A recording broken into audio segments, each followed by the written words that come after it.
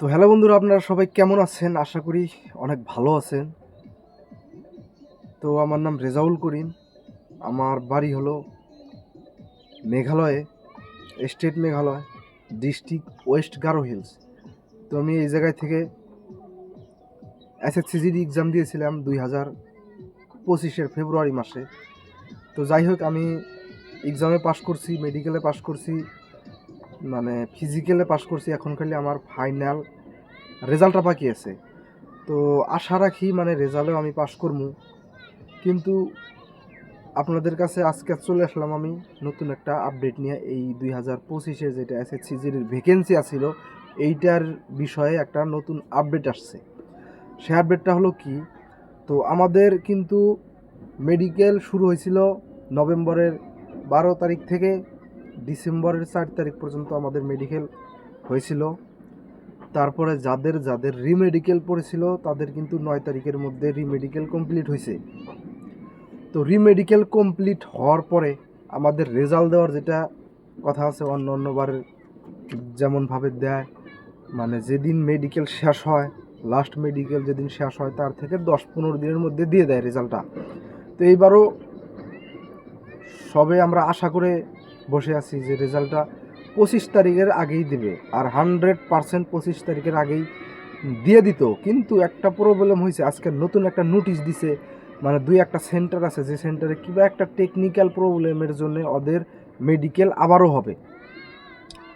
মানে এটা কিছু মানুষের জন্য হবে খুবই ভালো খবর, আবার কিছু মানুষের জন্য হবে খুবই খারাপ খবর। মানে যারা মেডিকেলে ফেল পড়ছে বা আনফিট হয়েছিল ওই সেন্টারগুলো থেকে, যে 2-3টা সেন্টারের আপডেট দিছে, তো ওই সেন্টারে যারা যারা ফেল পড়েছিল বা আনফিট হয়েছিল ওদেরকে আবারও ডাকা হবে, আবারও ডেকে ডিটেল মেডিকেল আবারও হবে ওদের। তারপরে যারা ওই কয়টা সেন্টার থেকে যারা পাস করেছিল মেডিকেলে ওদেরও আবার ডাকবে, কিন্তু এদের মধ্যে কিছু আনফিটও হতে পারে। তো এইটা হলো তাদের জন্য খুবই খারাপ খবর। আর যারা আনফিট হয়েছিল তাদেরকেও ডাকবে, তাদের থেকে কিছু পাস করবে, এইটা হলো তাদের জন্য খুবই ভালো খবর। তো আমাদের জন্য এটা খারাপ খবর। মানে কি, আমাদের রেজাল্টটা 25 তারিখের মধ্যে দেওয়ার কথা ছিল, কিন্তু এই আপডেটটা যে দিল বা এদের যেটা মেডিকেল হবে, মেডিকেল ডেটটাও দিয়ে দিছে 22 ডিসেম্বর থেকে 30 ডিসেম্বর পর্যন্ত এদের মেডিকেল হবে। তারপরেও এদের থেকেও যদি কিছু রিমেডিকেল পরে আরও 2-4-5 দিন যেতে পারে, ঠিক নাই। তো এমন করে যে রেজাল্টটা কিন্তু দেরি হতে পারে। তো এই জন্য আমাদের কাছে খুবই মানে এটা খুবই খারাপ খবর। কারণ দেখুন, আমরা এই চাকরিটা এসএসসিজিডি 2025-এর যেটা চাকরি আছিল, আমরা অ্যাপ্লাই করছিলাম 2024-এর সেপ্টেম্বর মাসে অ্যাপ্লাই করছিলাম। আজকে 2025-এর ডিসেম্বর মাস চলছে, মানে 1 বছরের বেশি হয়ে গেল। মানে এত ধৈর্য তো আমাদের নাই ভাই, এত ধৈর্য করা মানায় না আমাদের।